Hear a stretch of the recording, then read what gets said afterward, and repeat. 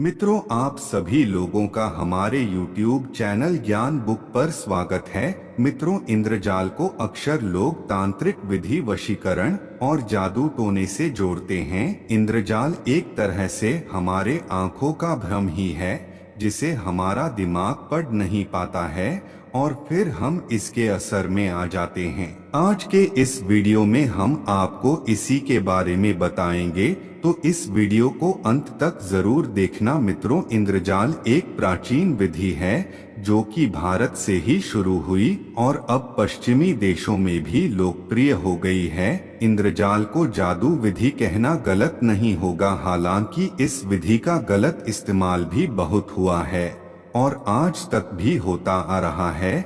यह विधि बहुत भ्रांति युक्त विधि है। इसके अंतर्गत मंत्र, तंत्र, मोहन, उच्चाटन, वशीकरण, नाना प्रकार के कौतुक प्रकाश एवं रंग आदि के प्रयोजनीय वस्तुओं के आश्चर्यजनक खेल, तमाशे आदि कई चीजें आती है, परंतु यहाँ काला जादू के लिए ही सबसे ज्यादा प्रचलन में है। इंद्रजाल, जो नाम से ही पता चल रहा है कि यह देवराज इंद्र से जुड़ा है, इंद्र को छल, कपट और चकमा देने वाला माना जाता है, इसीलिए इस विद्या का नाम इंद्रजाल पड़ा। कहा जाता है कि यह विधि रावण, मेघनाथ, अन्य रक्षसा इस विधि के ज्ञात थे। इंद्रजीत तो इस विधि के महाज्ञानी थे, क्योंकि वहां युद्ध क्षेत्र में भी बादलों में छिपकर प्रहार करते थे। इंद्रजीत ने यह विद्या महादेव से सीखा था। इंद्रजीत को यह विधि बहुत कठिन परिश्रम करने के पश्चात ही प्राप्त हो सका। मित्रों, यह एक भ्रम विधि है। इस विधि से किसी को भी भ्रमजाल में फंसाया जा सकता है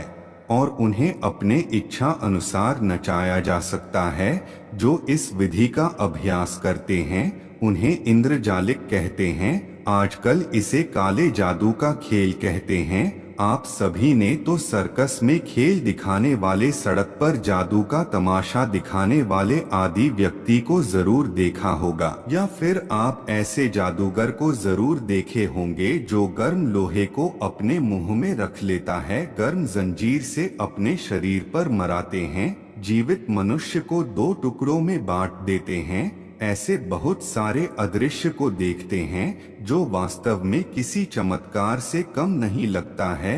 यह सभी इन्हीं विधियां का प्रयोग करते हैं। यह विधि ऐसी है जिसे देखने वाली व्यक्ति भ्रम में आ जाता है। उस व्यक्ति को वही दिखाई देता है जो इंद्रजालिक चाहते हैं। कुछ लोग इसका संबंध पौराणिक काल के युद्ध नीति से जोड़ते हैं। इसके अंतर्गत कई राजा अपने दुश्मनों को भ्रम में डालने के लिए इसका प्रयोग करते थे।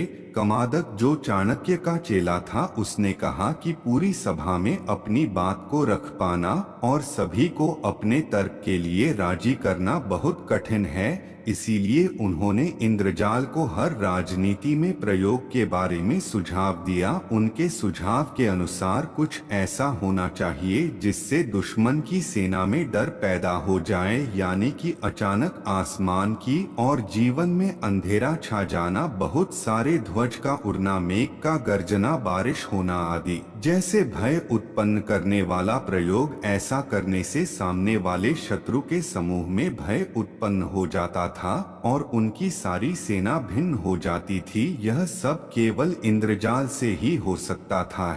असल में इंद्रजाल वह है जिस पर हमारी आंखें, दिल और दिमाग विश्वास करने के लिए राजी ना हो। अक्सर हमें लगता है कि यह हमारी आंखों का धोखा है, परंतु यहाँ दिमाग की चतुराई से होता है। जादूगरों के हाथ हमारी नजरों और दिमाग से कई तेज होते हैं, इसी कारण हम जादू को समझ नहीं पाते। आप यह सुनकर चौंक जाएंगे कि इंद्रजाल नाम की एक जड़ी भी है। यह समुद्री इलाके में पाई जाती है, परंतु यह सारे समुद्री इलाकों में नहीं मिलती है। इसका अलग क्षेत्र है। माना जाता है कि यदि इसे साफ कपड़े में लपेटकर पूजा घर या मंदिर में रख दे तो अनेक प्रकार के लाभ होते हैं। इस जड़ी के बारे में यहाँ भी कहा जाता है कि यहाँ किसी भी टोटके को बेअसर कर सकती है। इंद्रजाल की महिमा डामर, तंत्र, विश्व सारा, रावण संहिता आदि ग्रंथों में आई बताई गई है।